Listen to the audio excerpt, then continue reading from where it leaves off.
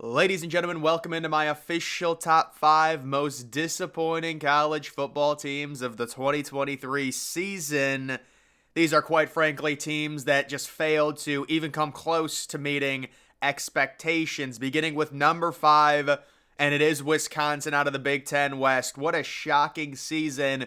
Luke Fickell first year, all of the transfers, we expected an infusion of talent on the offensive side of the ball. You've got Mordecai, you've got Braylon Allen, and it just didn't happen for Wisconsin. And when you look at this schedule, the Week 2 loss to Washington State really kicked off their downward trajectory. I really thought they had a home and home with Washington State. They lost last year. They would come back with Luke Fickell and win this year. They end up losing that game, but they did start off 4-1. The home loss to Iowa, only scoring 6 points, dealing with the backup QB. You lose to Ohio State, you lose to Indiana and Northwestern.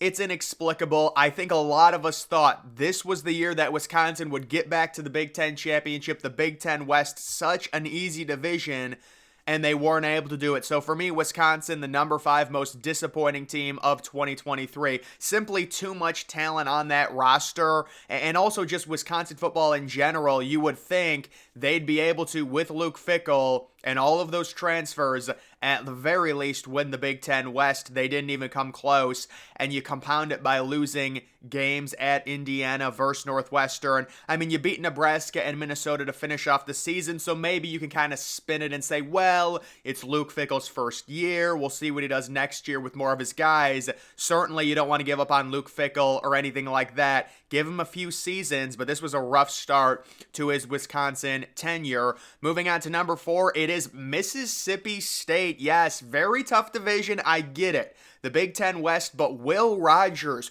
returning for his 9th season. What is going on here? I will say, how about their Week 2 win against Arizona? It's funny, looking back on that game versus Arizona, a lot of people were probably like, they didn't even cover the spread. Arizona's a bad team. They won in overtime. That's not a good win. Turns out to be their best win by far. Like, they did not beat one good team after beating Arizona at home. Every team they were supposed to lose to, they lost to. They end up firing their head coach, who was in his first year anyways. Seems like a dumpster fire right now for Mississippi State, and Will Rogers somehow, going on his 23rd season, still has college eligibility because of the COVID rules. But look at all these games. Home loss to LSU, they get crushed. They lose to South Carolina on the road. South Carolina was not good this year. They get crushed by Alabama. They beat Western Michigan. They beat Arkansas 7-3. Then they lose to Auburn on the road, lose to Kentucky, only score 3 points on offense, get destroyed by A&M, beat Southern Miss, whoop-de-doo, and then lose to Ole Miss in the rivalry game at home, the Egg Bowl. Just a really bad season overall for Mississippi State. They end up only winning 5 games, and I'm guessing they're not going to be making a bowl, although sometimes 5 and 7 teams make it. You never really do know. It was very disappointing for Mississippi State. They come in at number 4 on most disappointing teams. At number 3, it is Texas A&M, another team that fired their head coach like 3/4 of the way through the season. Jimbo Fisher is gone. Texas A&M is one of the only programs that can pay like an $80 million buyout, but they did it, and we'll see how well they do with the new coach from Duke. Either way you take a look at it, Connor Wigman looked like he was developing pretty nicely. The injury to him, it's terrible, because you would think, going into next year, his 3rd year as a quarterback, really good experience. He's not really going to have that now. Also, Max Johnson, there's nothing there. He's already into the transfer portal. You can see, I think their season ended in Week 2. If you're Texas A&M, you just need to win that game at Miami. It's a toss-up. You have more talent. You've got crazy defensive line talent. Win that game. You allow 48 points to a 7-5 Miami team. That's really when your season ended. You crushed New Mexico, UL Monroe. You beat Auburn. You beat Arkansas. Both of those teams were not good this year. You lose to Bama, but you keep it close. Unfortunately for A&M, well, actually, I don't know if they'll face Alabama next year. Probably, but the schedules might be a little bit different. But you get Alabama at home. You lose to them, which means you're on the road next year in Tuscaloosa. You also lose to Tennessee. Lower scoring game. Close game, but Tennessee was nothing special this year. You beat South Carolina. You lose to Ole Miss. Very tough loss. If they would have beaten Ole Miss, it would have been interesting, and then the end of the season lost to LSU. So there's just way too much talent on this roster to be losing 4 or 5 games every year. Obviously, they know that. Their boosters know that. That's why they ponied up and paid the $80 million buyout or whatever it was. A&M, you would expect, with all of those kids from the 2022 recruiting class, the greatest class of all time, if you look at the rating, they are going to be juniors next year. I mean, it really is. You're talking about inheriting an unbelievable situation with a young quarterback. It'll be interesting to see what they do, but another terrible season for A&M based on their overall talent. At number 2, it is Clemson. So Clemson is kind of a polarizing team when it comes to their season. If you look at the analytics, they performed pretty well, but obviously losing the 4 games early, that really tainted their season. But this is a situation, I have to put them at number 2 because many people thought Clemson was going to be a playoff team. And they were literally at one point 5-4. So that drastic of a difference, they're going to be on this list. Cade Klubnik going into his second year. Everyone thought it was going to be a huge step up. It really wasn't. Clemson was mainly a defensive team. They finished number 1 overall in terms of defensive efficiency, but still lost 4 games.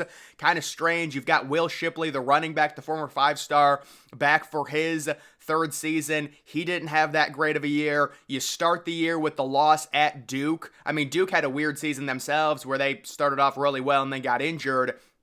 But you lose to Duke. That really ruins your season right off the bat. You end up losing to Florida State in a game at home you probably should have won. If you guys remember that Week 4 game, that was a noon game. Clemson really controlled that game. And looking back on it, my goodness, a lot of us wish Clemson would have won that game because we wouldn't be dealing with the situation with Florida State, their backup quarterback possibly making the playoff. But they lose that game. They beat Syracuse on the road. They beat Wake Forest, losing to Miami. That's a demoralizing loss in double overtime on the road. Losing to NC State. NC State quietly had a really good season. They lose that game. And then they finish the season very nicely, beating Notre Dame. Very easy win for them. They were up that entire game at home. You beat Georgia Tech relatively easily. Georgia Tech was not terrible this year. You also beat North Carolina. North Carolina was kind of decent with Drake May. And then the win against South Carolina, getting them back for the blowout win that South Carolina had last year. So, kind of a weird Cade Klubnik, only 100 passing yards in that last game. Either way, Clemson going into next year, they're going to have an amazing defense. The offense is going to be the issue, but either way, you go 8-4, you start 5-4 with those expectations. You're going to come in on the list of being one of the most underwhelming, disappointing teams when you're basically completely eliminated from the playoff after Week 4 because their record was 2-2. And then the number 1 most disappointing team, it has to be USC. I mean, a lot of us thought USC, they were probably going to make the playoff. They would be minimum a top 10 team. You're getting Caleb Williams back, the reigning Heisman Trophy winner, the generational talent, the guaranteed number 1 overall pick. You start the season, very easy games. You've got kind of that big game at Colorado that everyone thought. Turns out both of those teams weren't very good, but you win that. You beat Arizona at home. That's really where the leaks started happening. Honestly, you know what? USC played in week 0, and I came out and I said USC is the same thing they've always been. I didn't think they would lose this many games because they really tailed off. But against San Jose State, they allowed 28 points. And with Lincoln Riley, this is what I'll say about Lincoln Riley. Lincoln Riley can be an amazing college football coach. You don't produce that amount of Heisman winners in that short of a time period and not be an elite college football coach. The problem is the blind spot where Lincoln Riley needs to realize he knows nothing about defense. So to counteract that, you need a literal defensive coordinator quarterback, almost like a head coach that's a defensive coordinator. You need to pay whoever you can to come in and take full reins of the defense. Not only is Lincoln Riley not a good defensive coach, he hired a terrible defensive coordinator, or he brought a terrible defensive coordinator with him in Alex Grinch, and it's a death nail, and this is what can happen. Their win against Arizona actually is kind of impressive now, considering how good Arizona turned out. They get demolished by Notre Dame on the road. You lose to Utah. You allow 34 points to that offense and the third-string quarterback. You allow 49 points to California. You lose to Washington. You allow 52 points at home.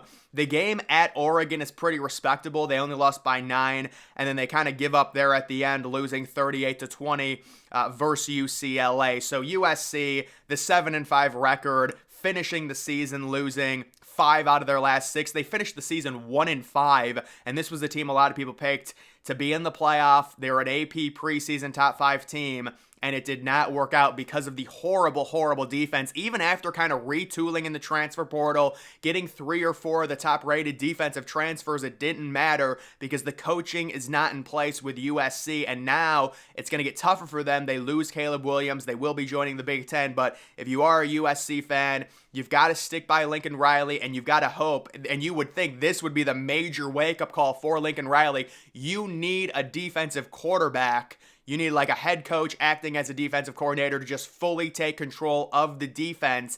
And maybe USC, we would expect their offense to still be really good. They do have a 5-star quarterback who was a freshman, Malachi Nelson. They could get probably any transfer QB they want based on Lincoln Riley's track record. It's just an extremely attractive place to play. Either way, we will see what happens when it comes to USC, but they were the most disappointing team of 2023. But guys, that is going to do it for this video. Make sure you're following me on X. Link to that's always in the description.